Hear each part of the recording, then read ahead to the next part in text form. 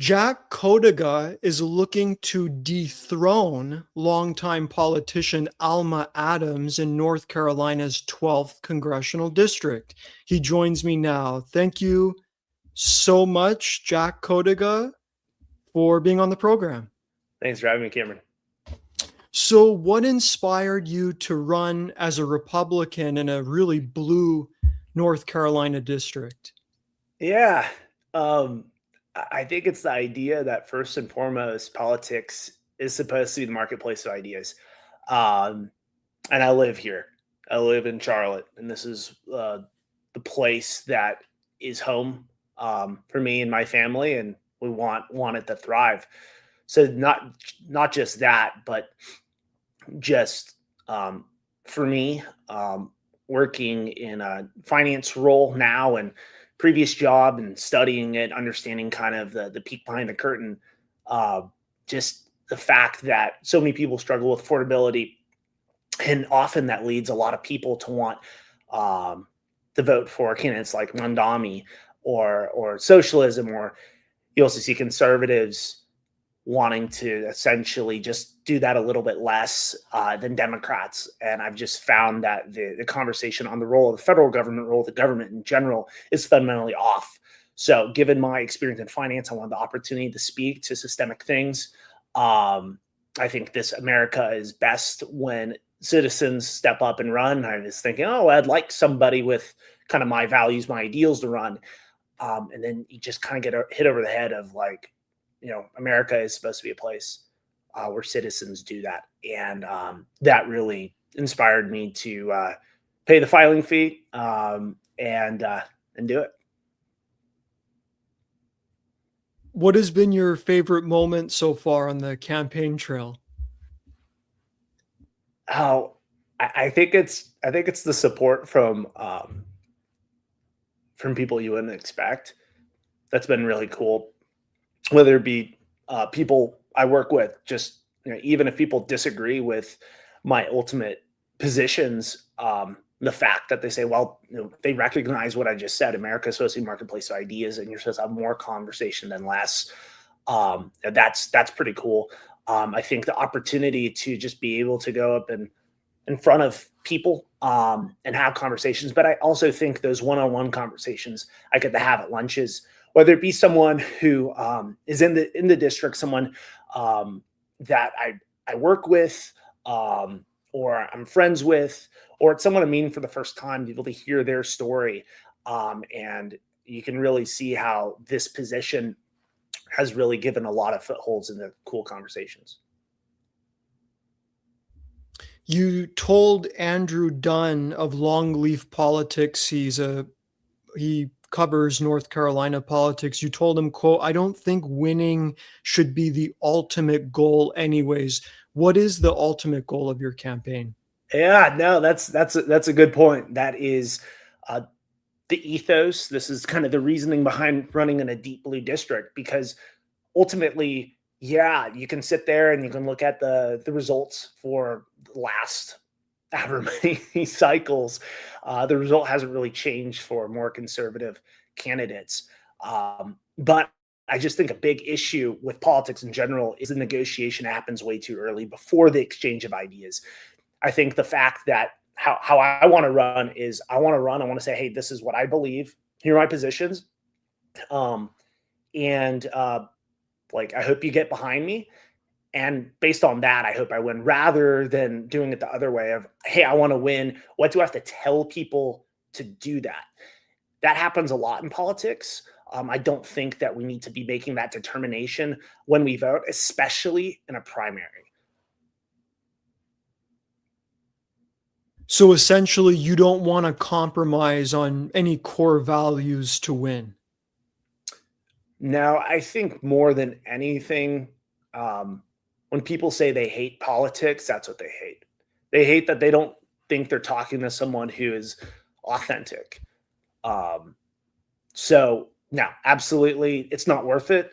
I know that I have all the flawed tendencies just like anyone else. I'm not going to believe the noble lie that, well, if I compromise on XYZ, well, at least I'm in office. Well, I know that's just not true, because if I do that, I'm not the person that uh, that I think I am, or I should say, I'm not upholding the ideals that I said I would. Let's dive into policy Yep. beliefs, your policy platform. The key thing from you is a sound money plan, and you want to back the US dollar, peg it to gold and silver like it Yep. used to be Yep. in the 20th century. Why do you want to do that? Because it's the biggest reason why life yesterday is better than today. And it's the biggest reason why, when we look to the future, that we're nervous. We're nervous at the fact that the software AI, possibly robots, come and they can take over our jobs, and then people don't have that source of income. That makes a big part of their purpose. And for me, I think you make sure that people can retain their wealth rather through money creation takes away wealth. People can be in a really good position because we're in the middle of the biggest technological advancement of our time. And if people are able to retain their wealth within that, everyone's going to do better. But if we have if we have the system that we have today, in the future, there's a reason why you have talks about Trump accounts. Put $1,000 on each account, universal basic income, and that over reliance on the state becomes a necessary part of conversation if people can't retain their wealth. So I feel very, very strongly about that, and that goes into my experience to why I've jumped into a federal position because, I just how things are run. The fact that money cannot just be created by the Federal Reserve, but just by the banking system. It used to be something called fractional reserve banking, where you put $1 into a bank account, just say $100, turns into 1,000. There are just schemes like that are just outright immoral. And how would you respond to critics who will say, yes, it would be great to back the dollar by gold and Sure. silver, and that would be wonderful to make life more affordable, but Mhm. there are situations where there are pandemics or emergency natural disaster events or terror attacks, and we need to just give people Sure. stimulus so that they could get through tough times. How would you respond to that? I would just say, has that worked? like, I mean, you could go on Zillow. You go on Zillow and look at home prices in 2019 and what they are now, and you can see that event happen where you had the pandemic. Production goes down, but money supply up, throws everything out of whack. Um, I would say that not only with has it worked? Because I don't like that line of thinking because it's not like you have to see bad things through to know they don't work. I think the idea that, okay, it's a little idealistic. Um, it's um, it's right in the sense that expectations have to be changed. It can't just be one guy saying let's do it and strong arm it. You have to have people understand the idea that if you create an apparatus that has so much power, so much control, and that's what our financial system is, it is going to be abused because we know that all people are flawed. They are self interested. So if you set up systems that don't have checks and balances and don't value just human life, the ability that if you work, you get to save your money. Well, if you don't have that, um, then okay, you have the apparatus, it's going to get abused. So it's scary because it's the responsibility aspect that it takes to be in a free society. And I think most people are like, they want that. You want responsibility, and that's what. Sorry, just cut.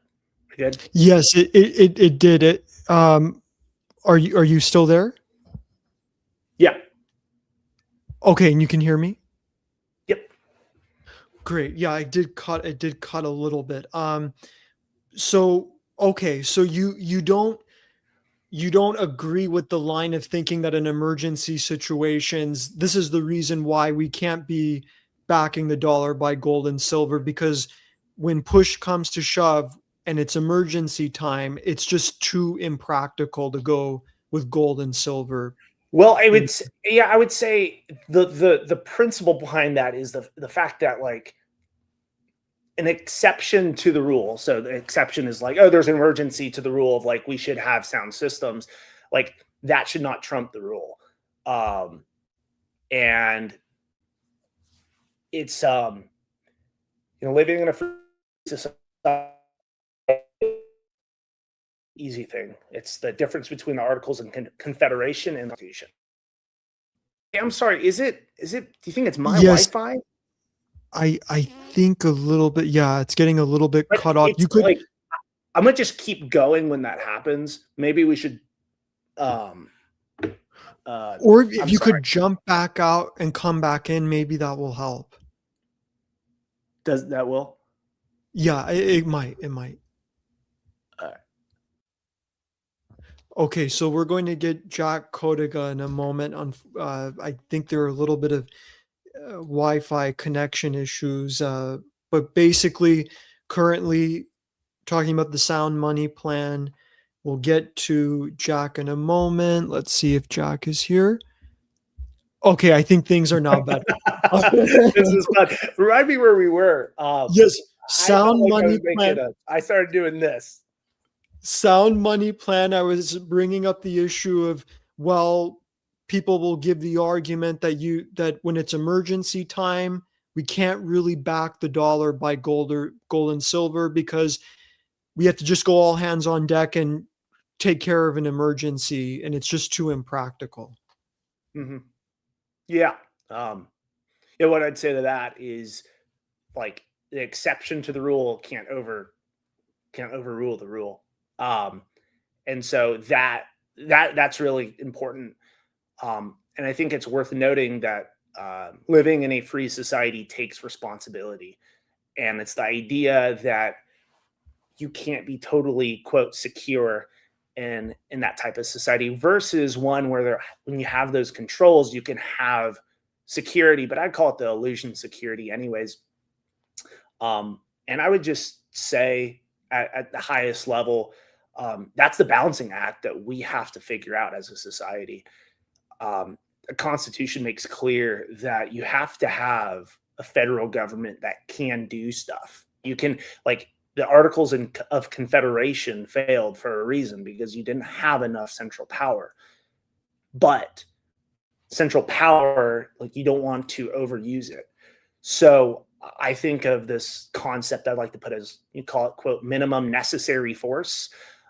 It's the idea that, like, okay, like there's a decision that needs to be made quickly, a war, etc. Like, okay, Congress should be able to vote on it, or in some cases, president goes in and does that, and you have to have some room for that, but it needs to be reined in quickly. And what we've seen those instances, whether it be 9/11, whether it be COVID, name kind of the crisis, it gets abused, and then never gets fully reversed and becomes the premise for more and more government overreach.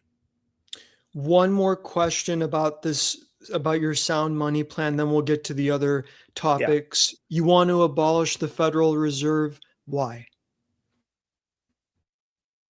it's unconstitutional, and it is actually not even part of our government.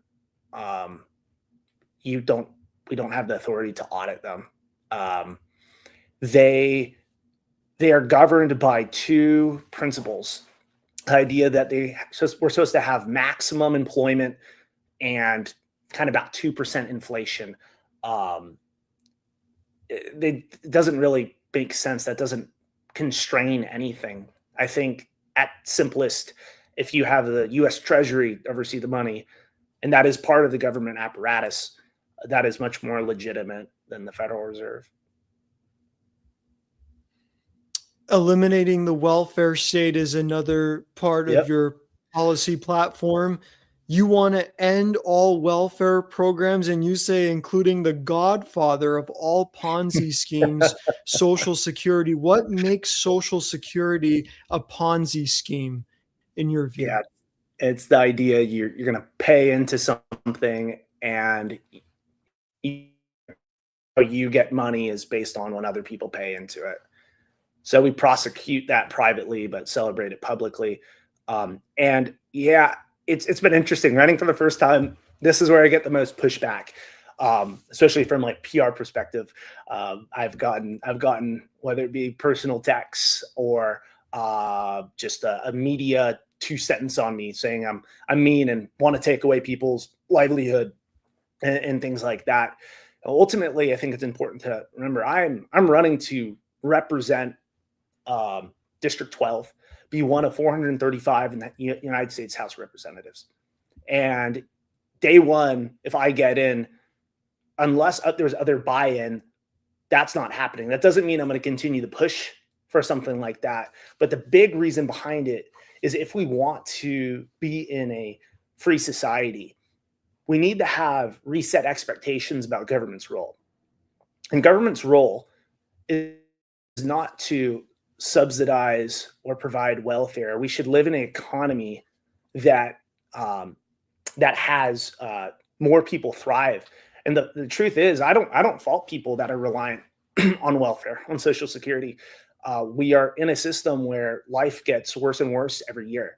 So I want to go about conversation about ending welfare state in a way that people can understand the gravity that over 60% of tax collections, federal tax collections of 5.2 trillion in 2025 went to Medicare, Medicaid, Social Security. And if we're $40 trillion in debt, we can't get to a point where we have a functioning society with that. And we are set up for failure regardless of if we get that or not. It's just going to happen. It's inevitable. And what do you think about this idea of states' rights, and states should have, in our republic, states want to maybe pursue their own social programs, and you as a federal lawmaker trying to strike out the welfare state Mhm. takes away the sovereignty of individual states? Um, but they're taking away the sovereignty of individual people. Like there was for the income tax to be legal, there had to be a constitutional amendment because it was not entirely clear, or I should say, it was not clear. Um, sorry, it was clear that was not supposed to be purpose of government, at least the federal government. So the principle is that even if the majority of people want something, it doesn't necessarily make it right. So if the majority of people want to have a welfare state, I'm not going to say, well, since the majority of people believe that true, the interest, it's the best way to do things. So it's important that people understand that point. And there's no other way to do it. But I don't really have a lot of sympathy for the idea that if I'm against this at a federal level, and if states pursue it, it'd go against kind of the spirit of it. I don't think it's the role of government. So, for example, certain states have direct democracy, they have ballot measures, and let's say, an entire electorate, and let's say California, for instance, or some other state, they want to push for Social Security or a Medicaid program, Yeah. but you as a federal lawmaker completely disagree with that. Would you stand in their way from accomplishing that? It's tough in a free society. You have to give people enough rope to hang themselves with. So at a certain point, like there's that balancing act between like, is it my job um, to really cramp down on that? It gets into a really interesting argument of the 10th Amendment says like, hey, what was not stated goes to the states to decide. The Ninth Amendment says you have more rights than what we outlined. And so there's that debate of like, okay, am I going to make the argument that someone paying income tax, for example, like that is essentially like they have a right to not do that? I don't think I would. I don't think I'd make that argument. I think the beauty of if that's done at a state level, people can leave. And I think that there are these federal programs in place because if they're more state oriented, people would leave. And so if the state would do that, I'm sure there'd be a ton of people that go. And ultimately, it just goes down to the point that it's not the place of the government to provide the services for the people. It's the purpose of people and organizations to do that. I love that charitable spirit. I think it's great. I think that there's a lot of compassion, particularly on the left, and people that want to have those policies. But when you create an apparatus with that power, like it goes against the fundamental foundation of what a free society is supposed to be. So I would just encourage those people, especially if they're wealthy and they push for it, to go about things like that in a private manner. So thank you for sharing. Thank you for answering that. We're going to go to protecting privacy and outlawing surveillance capitalism. We'll get to that phrase surveillance capitalism in a moment because it's a phrase that candidates don't usually say that often on campaign websites. But in terms of protecting privacy, you're someone who believes in free markets, but you're against targeted ads according to your campaign website, and that people's data belongs to them. As a free Uh-huh. market candidate, why not Uh-oh. support corporations having targeted ads to increase consumer spending in the economy? Okay. Wow. We're getting into the nuance of it, right? Free markets doesn't mean you allow everything to be a market. Um, so first and foremost, people are more important than just economic output. They just are.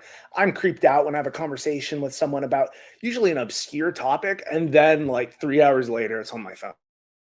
Like that's really when I go fly and there is this face scanner and it's a private company, like bigbear.ai pops up. So they've contracted out, they've gotten data from a private company. They're using that to scan our face. I think it goes against the spirit of the Fourth Amendment. You can't have just unwarranted searches and seizures. It goes against just the spirit of being a sovereign person.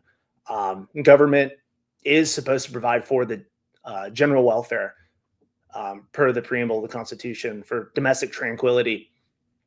And I see something like that as it's not a legitimate business.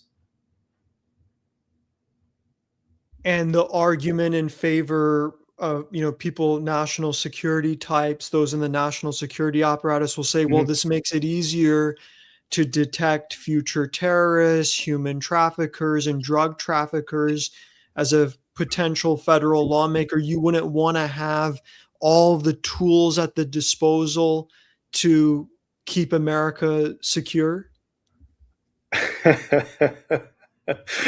To them, I'd say, should I just kill myself first before I might say something that hurts someone's feelings?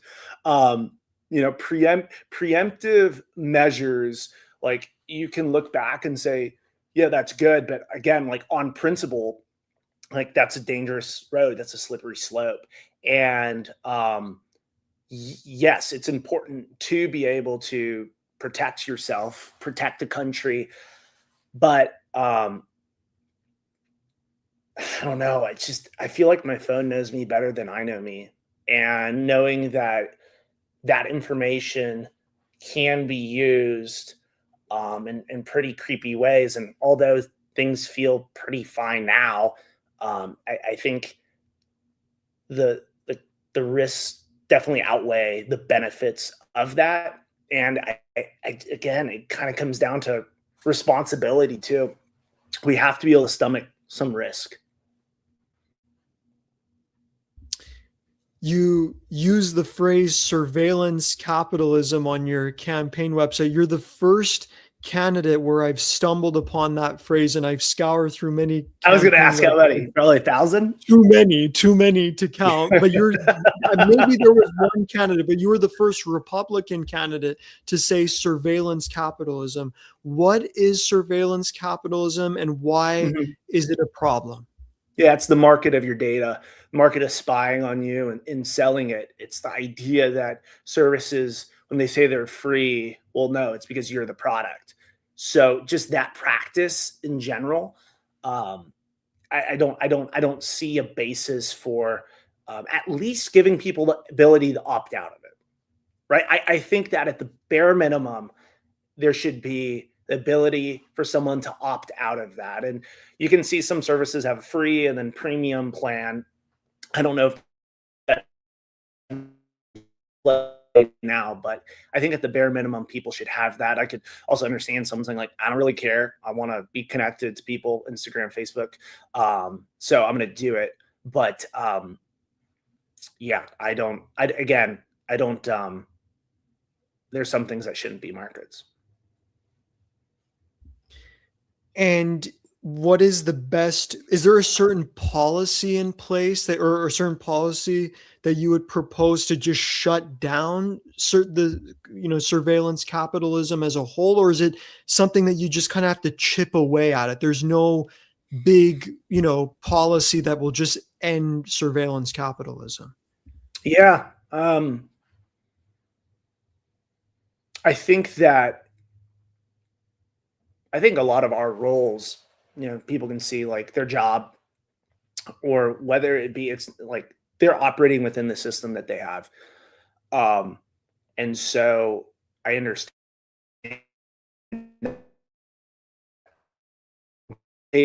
one, if you put a lot in place, it wasn't like a slow scale, hey, come, in a year, everything's gonna be locked down, or 10-year plan kind of march towards there. Something like that I think is just on its face wrong. I think you go in there and you make a law. Just like whether it be must be ability to opt out. I think at the bare minimum, it's ability to opt out, and how people like algorithm, like there's some transparency on algorithms, like how people are being manipulated. I think at the bare minimum, it's that. And maybe, that is a good start, but I also think like, where is that line where like between right and wrong, and just legislating on that day one?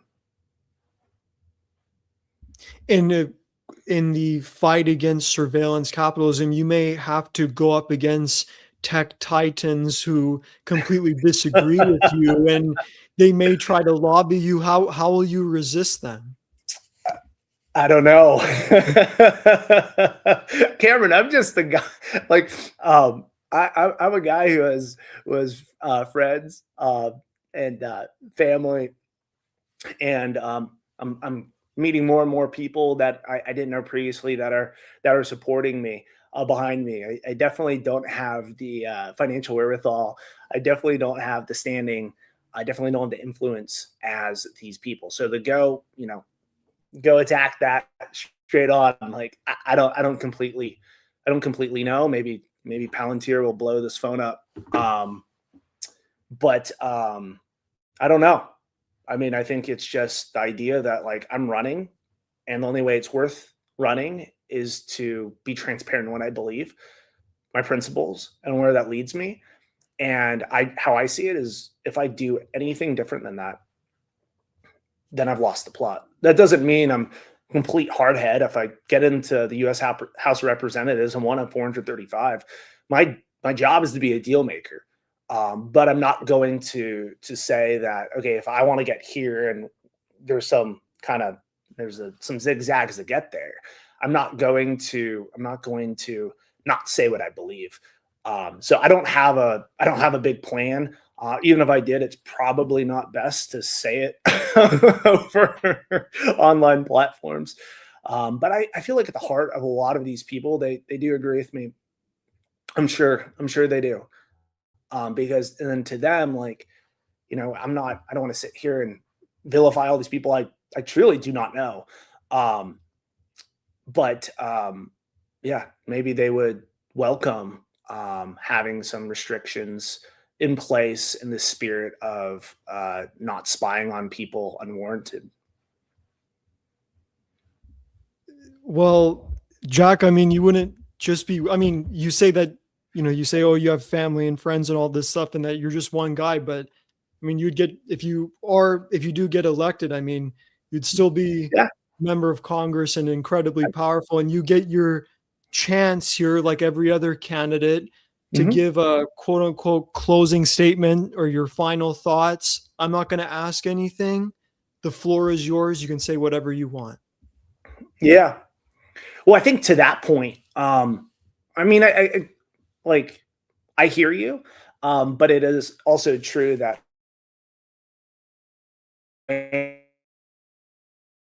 now there's probably a go up against Alma Adams in November. And hopefully there's another W against my name. And you're right. At that point, like I've had to have probably 10,000 plus votes in March and 100,000 plus, 200,000 plus in November. So you're right there. I'd say for closing thoughts, I'll finish where I started. Politics is supposed to be the place where we have open dialogue. Society at large is supposed to be a place we have open dialogue. And so I hope that through my campaign, that is well known above all else. I want people to recognize that it is not enough to just vote for someone because you think they're going to win. My opponent, what he puts out on social media most of the time, when we kind of go to different Republican events and speak, his point can beat Alma Adams. And even if it wasn't the case that he lost by 50% last time, that is not the point. The point is to run on what you believe is going to be best for the country. And for me, I'm running on two principles. Two principles. They come from my Christian faith that all people have value and all people are flawed. The Christian word for that is sinful, self-interested. And so when I talk about money, when I talk about the economy at large, talk about rights, when I talk about equal justice, talk about protecting the vulnerable, and everything that comes underneath that, those stem from those principles through the lens of my experience, and that is what I am going for. And so I hope for people in District 12, when they go vote starting in 2 weeks with the election day of March 3rd, that when they go, that's how they vote. And I just have a thirst for that. I think most people, they say they hate politics or they're disengaged. And I think a lot of that is because they hate how it is today. And I hope I provide an off ramp and a on ramp onto how politics should go, and to talk about the real problems that we have, and to truly fix the conservative movement, because right now it's plagued by, well, let's just go at a slower pace than the culture. There are conservatives that advocate for just smaller welfare states and things like that. And at the end of the day, we have to ask, what are we conserving? For me, I want to run to conserve what makes America great. That is our founding values. That's the idea of a free society. So, Cameron, thanks for having me on, giving me this platform and ability to speak, and nice to talk to you. And yeah, I'm hopeful that in the next 2 weeks, when voting starts, that people are pressing the Jack Codiga name. I wish it was a paper ballot and they could mark it. Actually, a lot of them are. I take that back. It goes through the machine, but you know what I'm saying. I hope it goes that way, and I'm hopeful that if I get this message out to enough people, that there'll be no doubt I win. Jack Codiga, thank you for spending time with me and having this wide-ranging conversation. That's the end of the interview. Thanks, Cameron. Hope we find another time, possibly after the primary, to do this again.